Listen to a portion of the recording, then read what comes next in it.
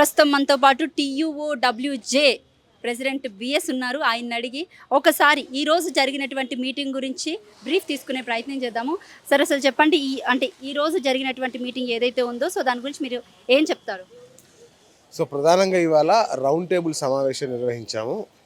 మన యొక్క online media, దానికి సంబంధించిన అస్తిత్వం, దానికి సంబంధించిన సవాళ్ళు, దాని తర్వాత ఫ్యూచర్ ఎలా ఉండబోతుంది అనే విషయాల మీద ప్రధానంగా సమాజంలోని వివిధ వర్గాలకు చెందిన మేధావులు, సీనియర్ జర్నలిస్టులతో ఈ చర్చా కార్యక్రమం నిర్వహించాము.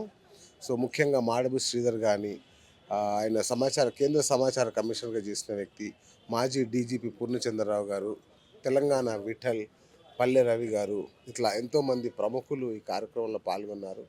వాళ్ళ యొక్క ప్రొఫెసర్ కాసిం లాంటి వాళ్ళు కూడా ఈ కార్యక్రమంలో పాల్గొన్నారు. వారి విలువైన సూచనలు చేశారు. అంటే డిజిటల్ మీడియాను కాపాడుకోవడానికి ఎలాంటి ప్రయత్నాలు చేయాలి, సో ఇప్పుడున్న పరిస్థితి ఎట్లా ఉంది, దీని నుంచి ఇంకా ముందుకెళ్ళాలి, దీనికి ఒక అస్తిత్వం, దీనికి ఒక చట్టాలు, నిబంధనలు రూపొందించుకోవాలంటే ఇంకా ఏమేం చేయాలనే విషయం మీద చర్చ జరిగింది.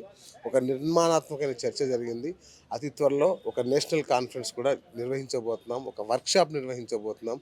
అంటే డిజిటల్ మీడియా రూపురేఖలు ఎలా ఉండాలి, వీటికి ఒక అంబుడ్స్మన్ సిస్టమ్ ఎలా ఉండాలి, ఒక కౌన్సిల్ ఎలా ఉండాలి, ఒక గవర్నింగ్ బాడీ ఎలా ఉండాలి, ఇవన్నీ ఉండడం ద్వారా స్వీయ నియంత్రణను పాటిస్తూ డిజిటల్ మీడియా తన అస్తిత్వాన్ని కోల్పోకుండా ఇప్పుడున్న ఎలక్ట్రానిక్ మీడియా, ప్రింట్ మీడియా స్థాయిలో ఎలా ఉంచాలి దీన్ని అనే దాని మీదనే ఈ మేధోమథనం జరుగుతోంది. అతి త్వరలో దీనికి సంబంధించిన గైడ్ లైన్స్ రూపొందిస్తాం. రైట్, రీసెంట్గా జరిగినటువంటి ఇన్సిడెంట్ ఏదైతే ఉందో కొండారెడ్డిపల్లిలో జరిగినటువంటి ఇన్సిడెంట్కి సంబంధించి స్వయాన సీఎం రేవంత్ రెడ్డి గారే రవీంద్ర భారతిలో ప్రస్తావించడం జరిగింది. సో అలా ఎవరైనా వెళ్తే కూడా ప్రజలు తరిమి కొడతారు అంటే ఇండైరెక్ట్గా ఆయన ఒక హింట్ ఇవ్వడం జరిగిందనమాట. సో దాని గురించి ఏం చెప్తారు మీరు?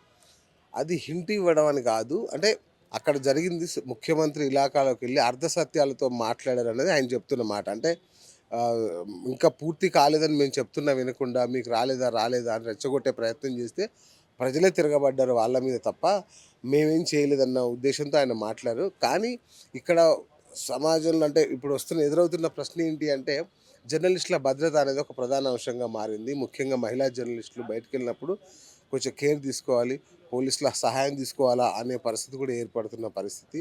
సో సీఎం గారి మాటలు ఏంటి అంటే ఎవరు జర్నలిస్టులు అనేది నాకు తెలియడం లేదు, ఈ యొక్క యూట్యూబ్ పేరుతో చాలామంది ఇట్లా జర్నలిస్టుల మంది తిరుగుతున్నారు. అలాగే ట్యూబులు అని కూడా యూట్యూబ్ని ఆయన కించపరిచి మాట్లాడినటువంటి సందర్భం కూడా ఉంది. అవును, దాని విషయంలో నేను ఖండించాను, అలా మాట్లాడకూడదని చెప్పాను. ఎందుకంటే దాని ద్వారా డిజిటల్ మీడియా నమ్ముకొని చాలామంది నాలాంటి సీనియర్ జర్నలిస్టులు, దాదాపు ఒక 500 న్యూస్ ఛానల్స్ ఉన్నాయి డిజిటల్లో, ఆ నమ్ముకున్న సీనియర్ జర్నలిస్టులు, ఇప్పుడు జర్నలిస్ట్ సాయి కావచ్చు, ఇలాంటి వాళ్ళు చాలామంది ఉన్నారు, పెద్ద పెద్ద జర్నలిస్టులు. వీళ్ళందరూ యూట్యూబ్లోనే జర్నలిజాన్ని చేస్తున్నారు, సొంతంగా తమ అభిప్రాయాన్ని తెలియజేస్తూ ఈ యొక్క ప్రభుత్వాన్ని ప్రభావితం చేస్తున్నారు, సమాజాన్ని కూడా ప్రభావితం చేస్తున్నారు. మరి అంత ఇంపార్టెంట్ మీడియాకి ఎలాంటి ప్రభావం లేదు, ఇది చాలా చిన్నది అనే ఒక చిన్న చూపు చూడడం వల్ల మా మనోభావాలు, మా గౌరవం తగ్గిపోయే పరిస్థితి. కాబట్టి సో సీఎం గారు ఆ మాటను ఉపసంహరించుకుంటే బాగుంటుందని కూడా నేను గతంలో ఒక వీడియోలో కూడా చెప్పాను. రైట్, యూట్యూబ్ని చాలా కించపరుస్తూ మాట్లాడే జర్నలిస్ట్ ఒకటనే కాదు, యూట్యూబ్ని కూడా ఈరోజు కాంగ్రెస్ గవర్నమెంట్ వచ్చిందంటే సగానికి సగం కారణం 80% అందులో యూట్యూబ్ పాత్రనే ఉంది. మరి ఆ విషయంలో అంటే ఆ వ్యాఖ్యల గురించి మీరేం చెప్తారు? అదే చెప్తున్నా కదా, అంటే ప్రభుత్వాలు ఎలా ఉంటాయంటే ఇప్పుడు ఆయన సొంత ఛానల్ ఉంది, రేవంత్ రెడ్డి గారికి సొంత మీడియా హౌస్ ఉంది, డిజిటల్ మీడియా హౌజులు ఉన్నాయి, ఆయనకు వెన్నెముకగా నిలిచిన ఎన్నో యూట్యూబ్ ఛానల్స్ ఉన్నాయి. మరి ఈరోజు ఆ విషయాన్ని విస్మరించి ఆయన యూట్యూబ్ ఛానల్స్ గొట్టాలు, ట్యూబులు అని మాట్లాడడం అనేది సముచితం కాదు. రేపు అంటే బహుశా మరి ఆయన ఏం ఆలోచించారో తెలియదు, కానీ ఈ యొక్క మీడియా ప్రభావం అంత చిన్నది కాదు. ఆయన గెలిపించింది యూట్యూబ్ అనే విషయం ఆయనకు తెలిసి కొన్ని ఛానల్స్ను ఉద్దేశించి ఆయన మాట్లాడినట్టుగా మేము భావిస్తున్నాము. విస్తృతంగా కాకుండా 1-2 ఛానళ్లను ఉద్దేశించి ఆయన మాట్లాడాలని అనుకుంటున్నాము.